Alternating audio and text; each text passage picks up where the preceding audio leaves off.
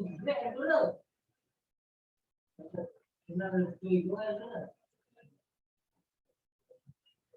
Swastiastu. Baiklah, di sini saya akan mempresentasikan tugas pengantar dan teori arsitektur, yaitu tugas teori arsitektur menurut para ahli.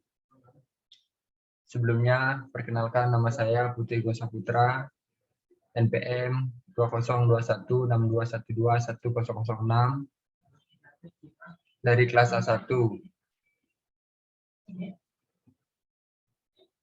Mata kuliah pengantar dan teori arsitektur, Fakultas Teknik Arsitektur, Program Studi Arsitektur, tahun 2021-2022, Universitas Hormadewa.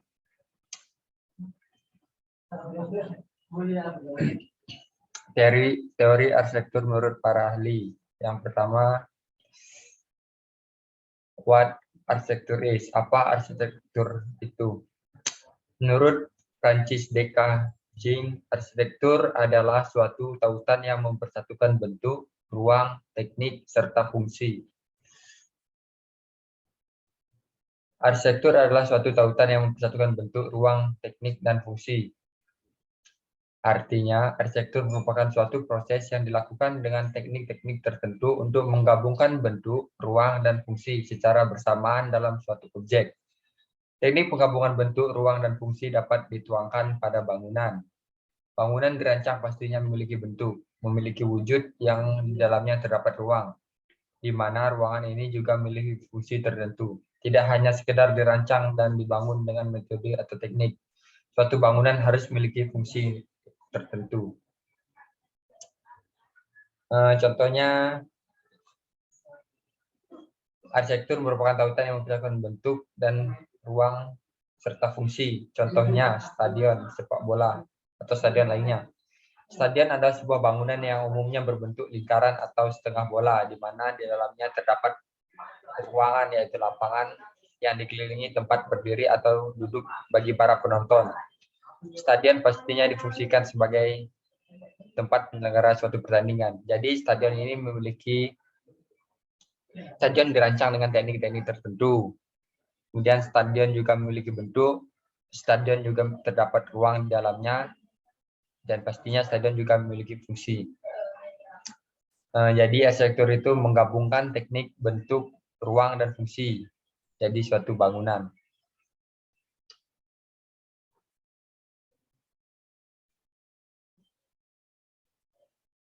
Kemudian, what arsitektur should do?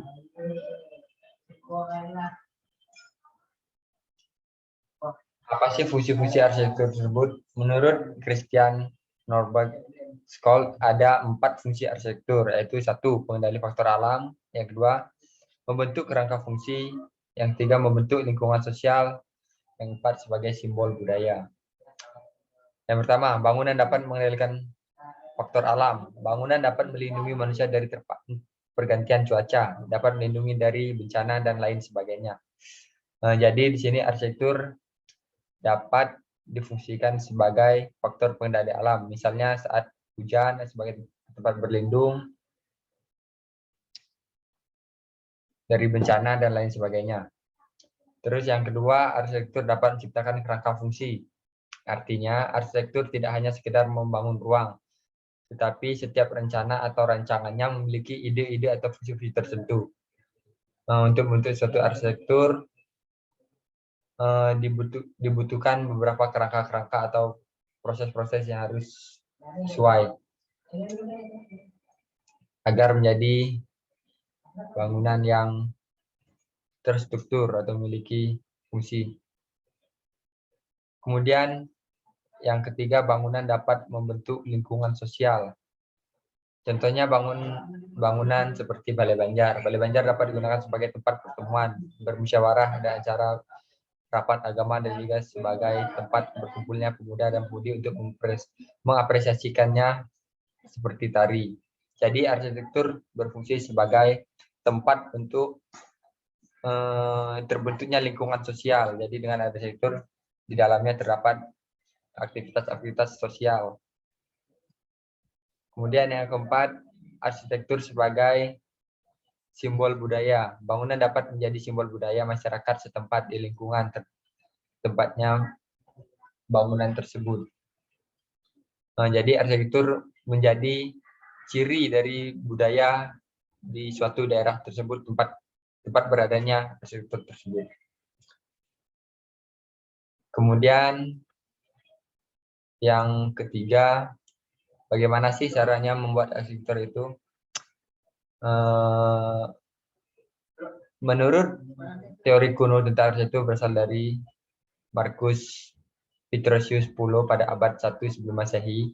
Dalam bukunya yang berjudul The Ten Book of Architecture, Petrosius menyampaikan 3 aspek atau syarat yang harus dipenuhi atau syarat yang harus ada dalam berarsitektur, yaitu 1. Arsitektur harus memiliki fungsi. Dalam arti yang sederhana, fungsi merupakan kegunaan. Selain itu, fungsi juga memiliki makna sebagai suatu cara untuk memenuhi keinginan. Yang kedua, memiliki unsur kekuatan. Unsur kekuatan pada sebuah rancangan arsitektur lebih mengacu pada kekokohan bangunan yang akan dibangun nantinya, agar bangunan tetap berdiri kokoh dan tahan lama. Nah, jadi kekuatan ini, struktur bangunan harus sesuai dengan keinginan agar bangunan tidak roboh. Kemudian unsur yang ketiga yaitu keindahan. Unsur keindahan dalam arsitektur ini sangatlah penting sebab unsur yang satu ini sangat berperan terhadap perasaan nyaman bagi penghuni bangunan tersebut nantinya. Unsur keindahan, jadi bangunan itu tidak hanya dibuat untuk suatu fungsi tapi juga memiliki keindahan agar menambah kesan estetik dan meningkatkan kenyamanan bagi semua orang.